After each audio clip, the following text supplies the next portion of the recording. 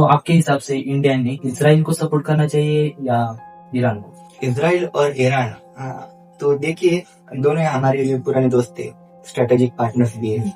हमने इसराइल के साथ जो है टेक्नोलॉजी शेयर की है, वो हमें टेक्नोलॉजी देते हैं, वही ईरान हमें भी काफी कम रेट पर क्रूड ऑयल देता है। तो दोनों इंडिया के लिए प्रॉफिटेबल कंट्री थे। इंडिया इन दोनों से कुछ एनिमी ऐसी कुछ फीलिंग रखता नहीं है, और दोनों इंडिया के दोस्त थे। तो मुझे तो नहीं लगता कि इंडिया को किसी के एक के साइड पे जाना चाहिए। India should be still. लेकिन इंडिया ने तो इस बार क्लियरली इसराइल को सपोर्ट किया है, तो इसके बारे में आप क्या कहना चाहोगे? देखिए, क्लियरली सपोर्ट मतलब उन्होंने बस अपना ओपिनियन रखा है। उन्होंने कहीं पे ऐसा बोला नहीं कि हम इसराइल को जो है मिलिट्री ऑक्यूपेंस देंगे या फिर कुछ सपोर्ट करेंगे, इंटेलिजेंस वगैरह देंगे। ऐसा इंडिया ने कभी भी नहीं बोला है। और ये जो आप बोल रहे क्लियरली सपोर्ट किया है, ये क्लियरली सपोर्ट नहीं किया है, ये बस एक प्रोपेगेंडा है। क्योंकि हमारे देश के पीएम पिछले मंथ को इसराइल गए थे एक टूर पे, तो इसकी वजह से लोगों को लगता है कि वो इसराइल को सपोर्ट करे, लेकिन ऐसा कुछ भी नहीं है। तो आपको ऐसा नहीं लगता कि इंडिया अमेरिका के दबाव में आके काम कर रहा है? देखिए, दबाव में आकर हम ऐसा नहीं कह सकते। देखिए, हम जानते हैं कि अमेरिका ने हम पे कितना टैरिफ लगाया था रिसेंटली कुछ मंथ्स में, तो उससे हमारे देश को लॉस हो रहा था। हमारे देश के जो छोटे छोटे बिजनेसमैन है उनको लॉस हो रहा था। तो इंडिया ने बस एक डील किया अमेरिका से कि वो टैरिफ कम करे, और उसके बाद अमेरिका ने शायद से कुछ शर्तें रखी होंगी इंडिया के सामने। और आप जानते हैं डील के लिए दोनों को अपने अपने खुद के प्रॉफिट से कॉम्प्रोमाइज करना पड़ता है। सो इसलिए हम ये नहीं बोल सकते कि वो दबाव में आके काम करे।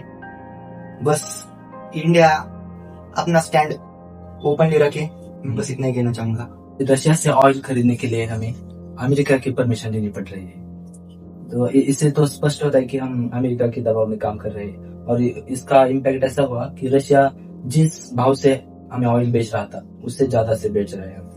यस, ये बात सही है, लेकिन मैं फिर भी कहना चाहूंगा कि अमेरिका की नजर में रशिया एक ग्लोबल विलन है। सो वो हर हालत में रशिया को हराना चाहता है, उसे कमजोर करना चाहता है। और रशिया को जो पेमेंट इंडिया से मिल रही थी क्रूड ऑयल के बदले में, तो अमेरिका की नजर में शायद वो गलत था।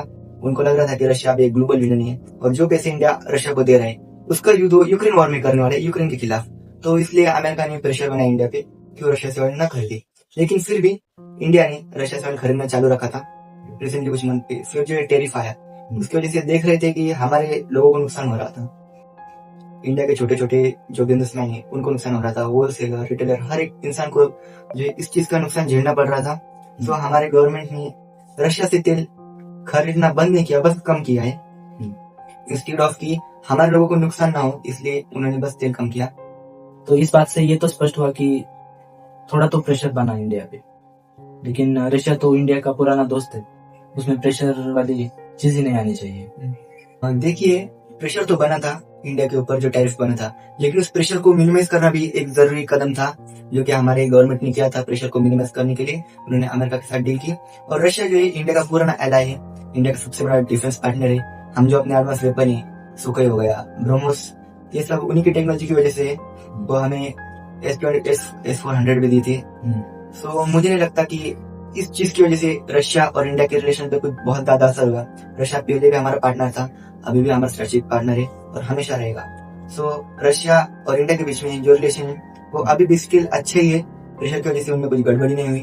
और जो ऐसे कि आपने बोला कि रशिया ने तेल के दाम बढ़ा दिए, सो देखिए कि जब इंडिया ने उनसे तेल खरीदना कम किया तो ऑफकोर्स उन्हें भी लॉस हो ही रहा होगा। सो इस कंडीशन में कोई भी कंट्री होती तो आपने तेल के दाम बढ़ा देती। सो मैं ना इसमें रशिया की गलती समझूंगा ना इंडिया की गलती समझूंगा। आपको ऐसा नहीं लगता कि इंडिया की जो फॉरेन पॉलिसी है वो पहले से खराब हो चुकी है? क्या आपको ऐसा लगता है कि आगे चलकर इस वॉर में नॉर्थ कोरिया इन्वॉल्व हो सकता है? अगर आगे चल के वर्ल्ड वॉर 3 हुआ तो इंडिया का क्या रोल हो सकता है?